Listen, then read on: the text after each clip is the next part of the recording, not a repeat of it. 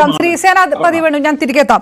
Shri K Soman, ആദ്യം ചോദിക്കുന്നത് ഈ ഒരു വിഷയത്തിൽ, ഈ ബ്രൂവറി തീരുമാനത്തിൽ ദുരൂഹതയുണ്ട് എന്ന് BJP കരുതുന്നുണ്ടോ?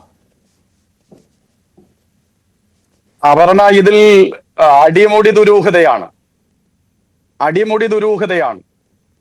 ഇത് കടുംവെട്ട് മാത്രമല്ല, ഇത് കമ്മീഷൻ കൈക്കലാക്കാനുള്ള ഒരു ഗൂഢാലോചന കൂടിയാണ്. എന്റെ കയ്യില് 2016 ഇടതുപക്ഷ ജനാധിപത്യ മുന്നണിയുടെ പ്രകടന പത്രികയിൽ 552ാമത്തെ ഐറ്റമായി മദ്യനയത്തെ കുറിച്ച് ഇവർ പറഞ്ഞത് ഞാൻ ഈ സമയം ഒന്ന് വായിക്കട്ടെ. ഒരു 5 സെക്കൻഡ് മതിയാവും.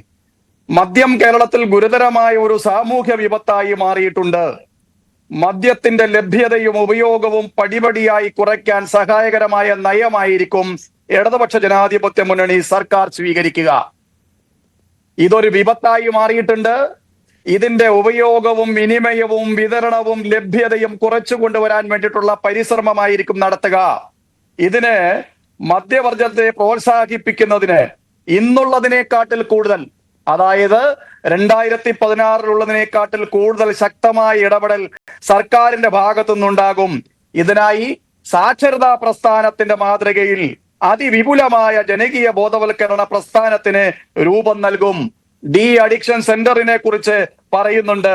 മദ്യവർജന സമിതിയും സർക്കാരുമായിട്ടുള്ള സഹകരണം ശക്തിപ്പെടുത്തും എന്ന് പറഞ്ഞ് 2016 അധികാരത്തിൽ വരാൻ വേണ്ടി സിനിമാ നടിമാരെയും നടന്മാരെയും ശ്രീ സേനാപതി വേണു ഇവിടെ സൂചിപ്പിച്ചതുപോലെ കൊണ്ടുവന്ന് നമ്മുടെ മുമ്പിൽ ഇടതുപക്ഷ സർക്കാർ വന്നാൽ അവരുടെ മദ്യനയം വളരെ വിപുലമായിരിക്കും എന്ന് പറഞ്ഞു വന്ന് ഏതാണ്ട് 1000 BJPയുടെ വിഷയം സർക്കാരിന്റെ മദ്യനയമാണോ അതോ കോൺഗ്രസ് ആരോപിക്കുന്നത് ഒയാസിസ് കമ്പനിക്കെതിരെയാണ്? കേന്ദ്ര സർക്കാരിന്റെ സർട്ടിഫിക്കറ്റ് മുന്നിൽ വെച്ചിട്ടാണല്ലോ ഈ ടെൻഡർ പോലും വേണ്ട എന്ന് പറയുന്നത്. അത് കൂട്ടുവിളിച്ചുകൊണ്ടാണ് എക്സൈസ് മന്ത്രി അടക്കം ന്യായീകരിക്കുന്നത്. അതെങ്ങനെ BJP നിഷേധിക്കും? ഞാൻ സൂചിപ്പിക്കട്ടെ, ഇത് എന്തിനു വേണ്ടിയിട്ടാണ് എന്ന ചോദ്യത്തിലേക്കാണല്ലോ അവർ ആദ്യം എന്നെ സമീപിച്ചത്. ഇത് കടുംവെട്ടാണ്, കമ്മീഷന് വേണ്ടിയാണ് എന്ന് പറയുമ്പോ 1000-ലധികം കേന്ദ്രങ്ങളിൽ മദ്യലഭ്യത ഇന്നുണ്ട്. അവിടേക്ക് ഒരു വർഷം 18 കോടി. കമ്പനിക്ക് ദുരൂഹതയുണ്ടോ? ഈ കമ്പനിയുമായി ബന്ധപ്പെട്ട് ദുരൂഹത നിങ്ങൾക്ക് തോന്നുന്നുണ്ടോ? കമ്പനിയുമായി ബന്ധപ്പെട്ട് ദുരൂഹതയുള്ളത് കൊണ്ടാണല്ലോ ഡൽഹി മുഖ്യമന്ത്രിക്കും അവിടുത്തെ ഒരു മന്ത്രിക്കും ജയിലിൽ പോവേണ്ടി വന്നത്, അവിടെ ED അന്വേഷണം വേണ്ടി വന്നത്, പഞ്ചാബിൽ നിന്നുള്ള പ്രതിഷേധം വന്നത്. കേന്ദ്ര സർക്കാരിന്റെ പട്ടികയിലുണ്ട് എന്ന മറയിൽ നിർത്തിക്കൊണ്ട് ഇവിടേക്ക് ഇത് കൊണ്ടുവരുമ്പോ ഇവിടെ എന്തിനാണ് ഈ സംരംഭം എന്ന ചോദ്യമാണ് പ്രസക്തം. ഇത് ആരാവശ്യപ്പെട്ടിട്ട് കൊണ്ടുവരികയാണ്? CPM-ന്റെ ഇടതുപക്ഷ ജനാധിപത്യ മുന്നണിയുടെ മദ്യനയം മദ്യലഭ്യത കൂടുതൽ വർദ്ധിപ്പിക്കുന്നതിന് വേണ്ടിയിട്ടുള്ളതാണോ എന്ന ചോദ്യമാണ് ഈ സന്ദർഭത്തിൽ ഉയർത്തുന്നത്. ഇത് പാലക്കാടാണല്ലോ കൊണ്ടുവരുന്നത്. പാലക്കാട് ഇത് കൊണ്ടുവരുമ്പോ ഇന്നലെ ഈ വകുപ്പിന്റെ ചുമതലയുള്ള മന്ത്രി ബഹുമാനായ ശ്രീ രാജേഷ് പാലക്കാടുകാരൻ കൂടിയാണ്. അദ്ദേഹം പറയുകയാണ് ഇത് കാർഷിക മേഖലയ്ക്ക് വലിയ ഗുണമുണ്ടാകും എന്ന് പറയുകയാണ്. എവിടെ കാർഷിക മേഖലയിൽ ഗുണമുണ്ടാകുന്നത്? ഇവിടെ മദ്യം ഒഴുക്കാൻ വേണ്ടിയിട്ട് ഈ സർക്കാർ മദ്യ മുതലാളിമാരിൽ നിന്ന് പണം കൈക്കലാക്കുകയാണ്. കോഴിക്കോട് മെഡിക്കൽ കോളേജിൽ മരുന്ന് ലഭിക്കുന്നില്ല. മരുന്ന് നൽകുന്ന കമ്പനിക്ക് 90 കോടി രൂപ കൊടുക്കാനുണ്ട്. അത് കൊടുക്കാതെ ഞങ്ങൾ മരുന്ന് നൽകില്ല എന്ന് പറഞ്ഞ് ആ മെഡിക്കൽ കോളേജിനെ സമീപിക്കുന്ന രോഗികൾ മരുന്ന് കിട്ടാതെ വലിയുകയാണ്. നമ്മുടെ റേഷൻ കടകളിൽ അരി കിട്ടുന്നില്ല. കേന്ദ്രം അരി കൊടുക്കാത്തത് കൊണ്ടല്ല പറഞ്ഞ, കേന്ദ്രം കൊടുത്ത അരി FCI ഗോൾഡ് ഗവൺമെന്റിൽ കെട്ടിക്കിടക്കുകയാണ്. ആ അരി റേഷൻ കടകളിൽ എത്തിച്ചു കൊടുക്കാൻ വേണ്ടിയിട്ട് കരാറെടുത്തിരിക്കുന്നവർക്ക് അവർക്ക് കൊടുക്കേണ്ട പണം സംസ്ഥാന സർക്കാർ കൊടുക്കുന്നില്ല. അപ്പൊ റേഷൻ കടകളിൽ അരിയില്ല, ആശുപത്രികളിൽ മരുന്നില്ല. ഇവിടെ വേനൽക്കാലം തുടങ്ങിയിട്ടേ ഉള്ളൂ. പ്ലാച്ചിമടയടക്കം പാലക്കാട് അടക്കമുള്ള പ്രദേശങ്ങളിൽ കുടിവെള്ളത്തിന് വേണ്ടി മലയാളികൾ നെട്ടോട്ടമോടുമ്പോ മദ്യം കുടിപ്പിച്ചവനെ അവന്റെ മസ്തിഷ്കത്തെ മരവിപ്പിക്കാൻ വേണ്ടിയിട്ടുള്ള പരിശ്രമത്തിന് പണം കൈക്കലാക്കാൻ വരാൻ പോകുന്ന പഞ്ചായത്ത് തെരഞ്ഞെടുപ്പിലും നിയമസഭാ തെരഞ്ഞെടുപ്പിലും വീണ്ടും അധികാരത്തിൽ വരാൻ വേണ്ടി മദ്യ മുതലാളിമാരുടെ പണം കൈക്കലാക്കാൻ വേണ്ടിയിട്ടുള്ള ഗൂഢാലോചനയാണിത്.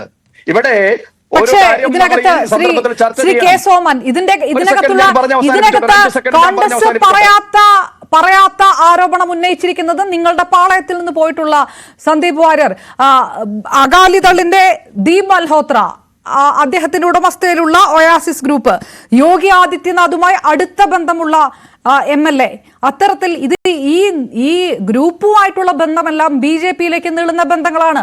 കേരളത്തിലിരുന്ന് ഇവിടുന്ന് താങ്കൾ അത് മുഴുവൻ നിഷേധിക്കുമ്പോഴും അങ്ങനെ BJP-യിൽ നിന്ന് പോയ ആള് പറയുന്നു എന്നതൊന്നും അല്ല ഇവിടെ വിഷയം. ഇവിടെ വിഷയം ഇത് ഈ ഒരു സ്ഥാപനം എന്തിന് നമ്മുടെ സംസ്ഥാനത്തേക്ക് കൊണ്ടുവരണം? ഇവിടെ ഇന്ന് ഈ നിലയിൽ ഒരു മദ്യനിർമ്മാണ കമ്പനിയുടെ സാധ്യത എന്താണ്? അത് തൊഴിൽ നൽകാനാണ് എന്ന് പറയുമ്പം ഈ സംരംഭം മാത്രമാണോ തൊഴിൽ നൽകാൻ വേണ്ടിയിട്ട് കഴിയുക? ഞാൻ ചോദിക്കട്ടെ, നമ്മുടെ സംസ്ഥാനത്ത് കഴിഞ്ഞ കുറച്ചു ദിവസങ്ങൾക്ക് മുമ്പാണല്ലോ വൈദ്യുതി ചാർജ് വർദ്ധിപ്പിച്ചത്. അതിനെതിരായിട്ടുള്ള പ്രതിഷേധമുണ്ടായല്ലോ. എന്തുകൊണ്ട് പുതിയ വൈദ്യുത പദ്ധതികൾ നമ്മുടെ സംസ്ഥാനത്ത് ആരംഭിച്ചുകൊണ്ട് തൊഴിൽ നൽകാൻ വേണ്ടി ശ്രമിക്കുന്നില്ല? BJP-ക്ക് ബന്ധമുള്ള സ്ഥാപനങ്ങളാണെങ്കിൽ, യോഗി ആദിത്യനാഥിന് ബന്ധമുള്ള സ്ഥാപനമാണെങ്കിൽ, അകാലിദളിന്റെ നേതാക്കന്മാർക്ക് ബന്ധമുള്ള സ്ഥാപനമാണെങ്കിൽ അതിനെ എന്തിന് ഇടതുപക്ഷ ജനാധിപത്യ മുന്നണിയുടെ സർക്കാർ ഇവിടേക്ക് ക്ഷണിച്ചുകൊണ്ട് വരുന്നു? ഇത് സർക്കാരിന്റെ മദ്യനയത്തിന്റെ ഭാഗമാണോ? ഇത് എവിടെ ചർച്ച ചെയ്തിട്ടുണ്ട്? DYFI-കാരനായിട്ടുള്ള എക്സൈസ് മന്ത്രി പഴയ DYFI-കാരനാണല്ലോ. അവർ എന്താണ് പാടി നടന്നത്? പള്ളിയല്ല പണിയുന്നത് പള്ളിക്കുടങ്ങളാണെന്ന് പറഞ്ഞിട്ട് ആ വിദ്യാർത്ഥി സമൂഹത്തെ മദ്യത്തെ മുക്കിൽ കൊല്ലാൻ വേണ്ടി കൂടുതൽ മദ്യലഭ്യത ഉണ്ടാക്കുന്ന ബ്യൂവറി ഇവിടെ ഉണ്ടാക്കുകയാണ്, മദ്യനിർമ്മാണശാല ഉണ്ടാക്കുകയാണ്. ഞാൻ തിരിച്ചെത്താം. ശ്രീ സേനാപതി വേണു, ഇതിന്റെ ഒരു കണക്ക് നിങ്ങൾ ആലോചിക്കുക. മദ്യനിർമ്മാണത്തിന്റെ